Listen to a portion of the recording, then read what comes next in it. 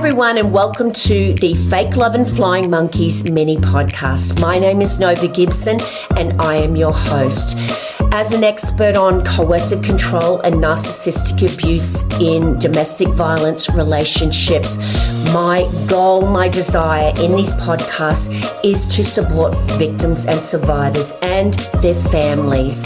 So please hit that follow button, subscribe to this channel so you never miss another episode of Fake Love and Flying Monkeys. Hi everyone, and welcome to another mini episode of Fake Love and Flying Monkeys. Today I'm going to be talking about flying monkeys, hence the title of my podcast, and whether all flying monkeys are toxic.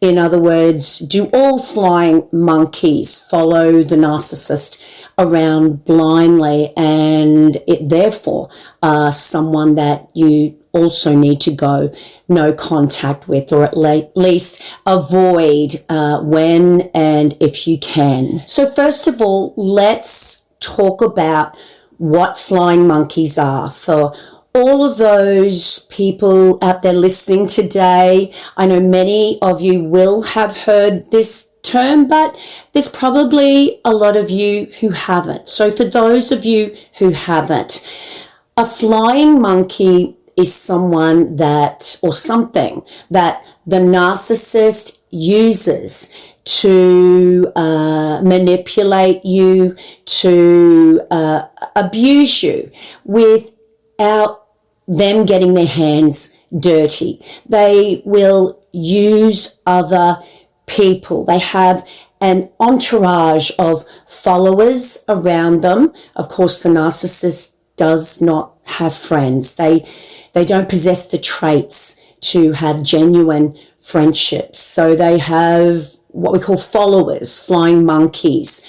And they will dispatch their flying monkeys to do their bidding so that it looks like they're innocent and they can maintain that status while getting to you at the same time.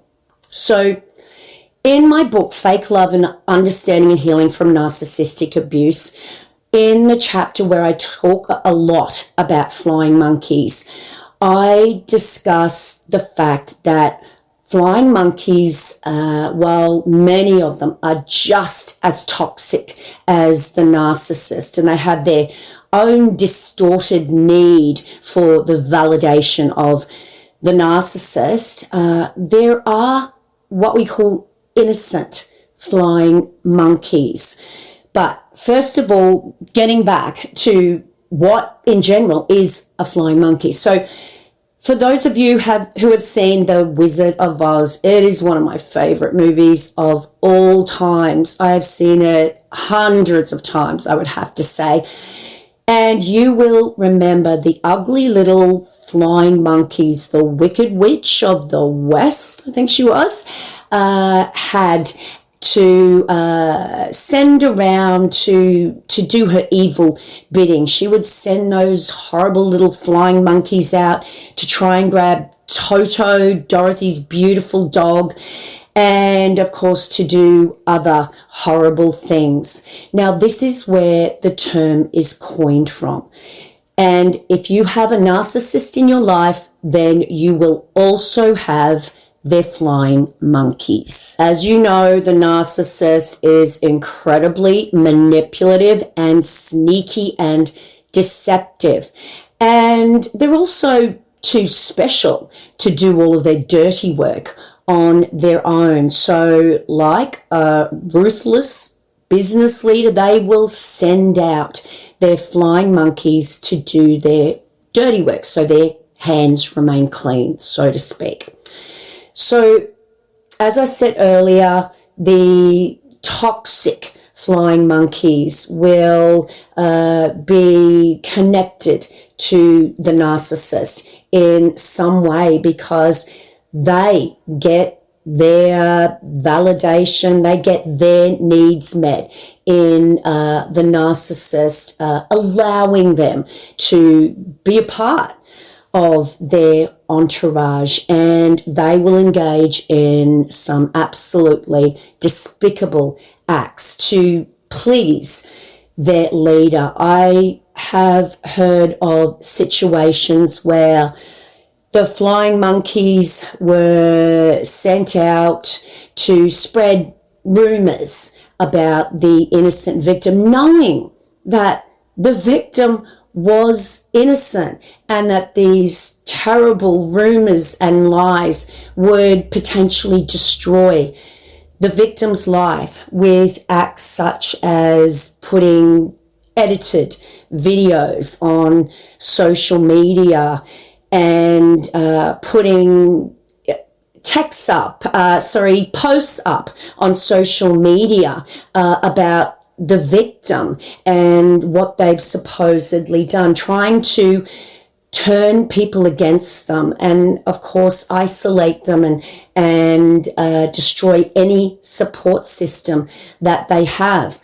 They will put videos on TikTok, on YouTube that are highly edited, and then the victim ends up having a trial by TikTok because people believe what they're seeing, and they don't question that someone would intentionally be trying to ruin the life, the character, the reputation of another innocent party. A toxic flying monkey will even be given the job of befriending the narcissist's last victim to gather information for the narcissist. They will act as the narcissist's eyes and ears and bring that information back to the narcissist so they can use it against the victim.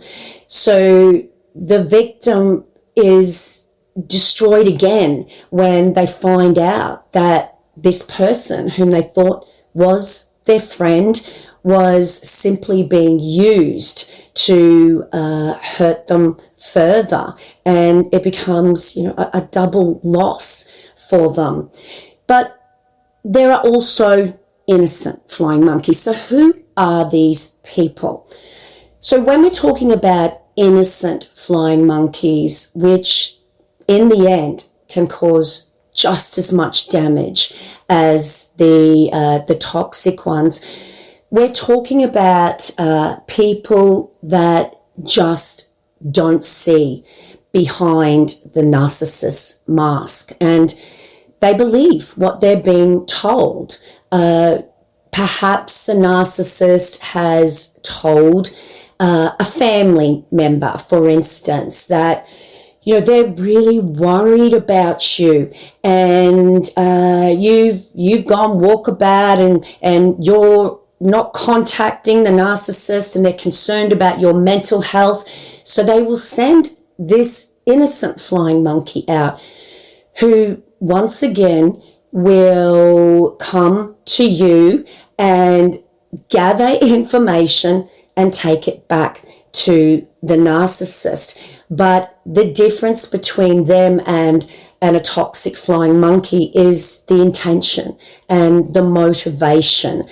They believe that they're doing something good, and that the narcissist has only good intentions for you, and they just want to help.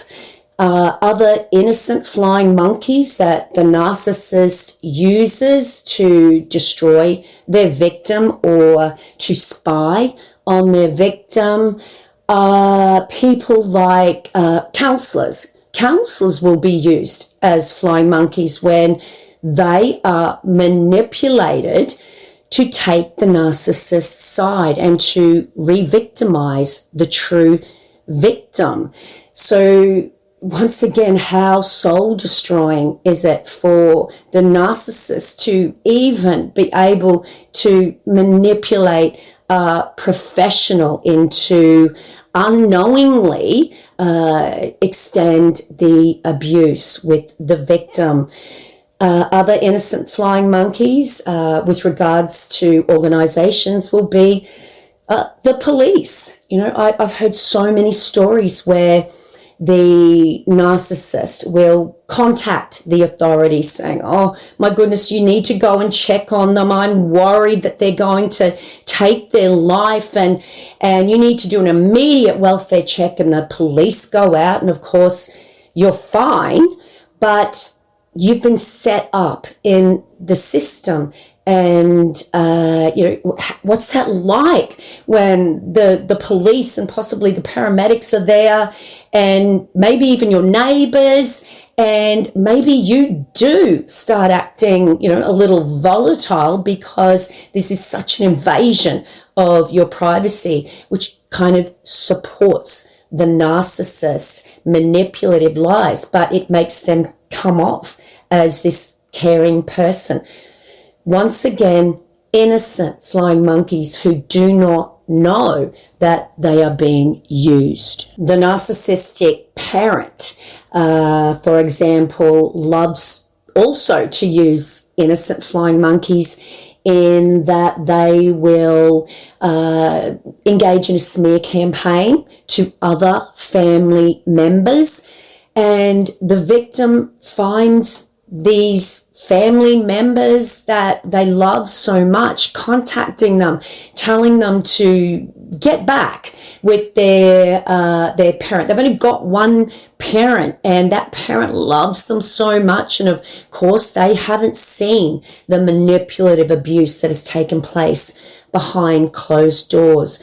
So often they are the flying monkeys that can create the most pain because it appears that they're siding with the person that is abusing you. And these are people that have been in your life forever. So what do you do when you're trying to go no contact with your abuser? You're trying to do the right thing, but you just can't bear the thought of going no contact with all of these other people, the flying monkeys who share a relationship with the narcissist as well. Do you go no contact with them and then make your circle even smaller?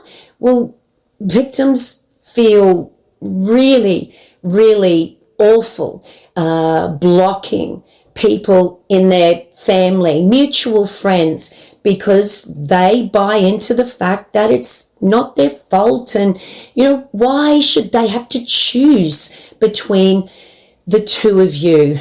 But the reality is that if these people know, if they really know that you've been treated terribly by this person for a long period of time, and they still want to be in some kind of a relationship with that person, then no matter what they say, they have their own distorted need for fulfillment in some way from the narcissist, and that overrides their care factor for you as an abuse victim.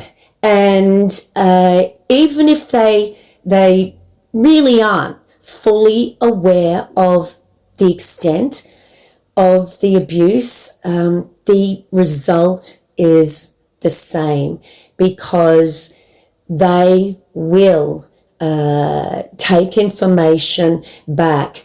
The result is you can't trust them anymore. And if you're trying to be private, if you're trying to go no contact, and these people continue to talk about your abuser, once again reactivating a trauma bond or minimizing your abuse, then no contact or minimal contact with those people is really the only answer. And what that means is a great deal of loss for the victim. It's not fair.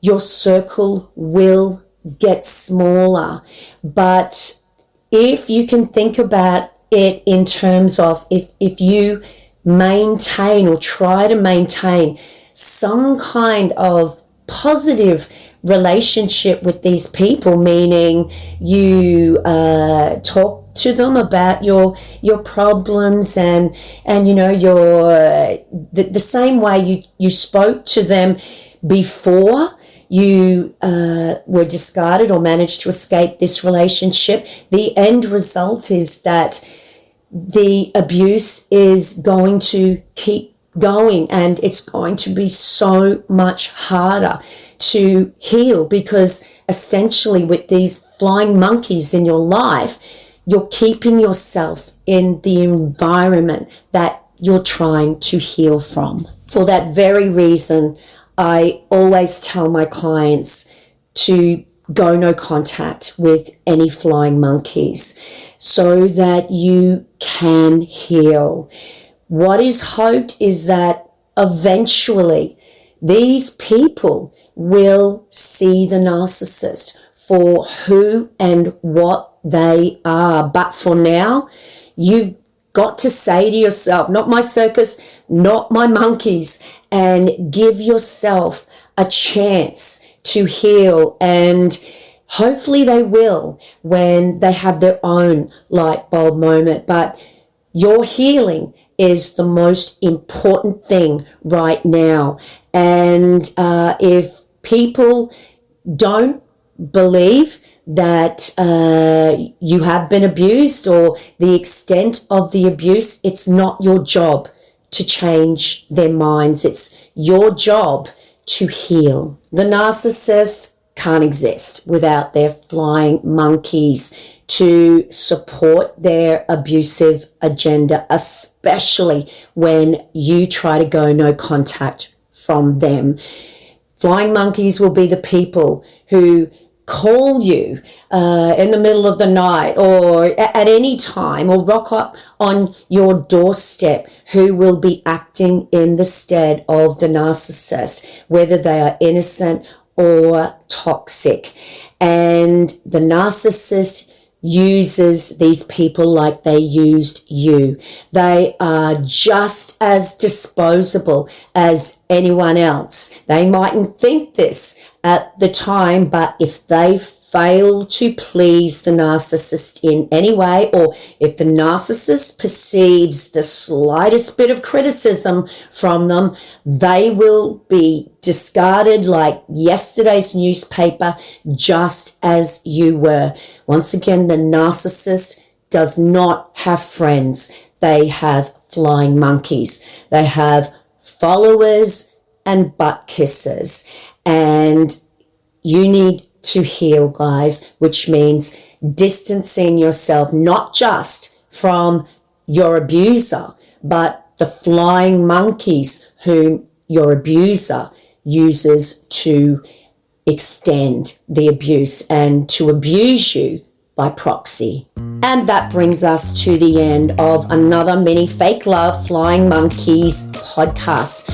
I hope you found this podcast episode insightful, and now you know why my podcast is called Fake Love and Flying Monkeys. We talked about flying monkeys in general, where the term was coined from, and the fact that there are innocent flying monkeys as well as toxic flying monkeys. But in the end, the damage that they can do to your life is just the same. And we talked about the importance of going no contact or minimal contact with the narcissist flying monkeys, as well as the narcissist. So for more insightful episodes, don't forget to subscribe to this channel.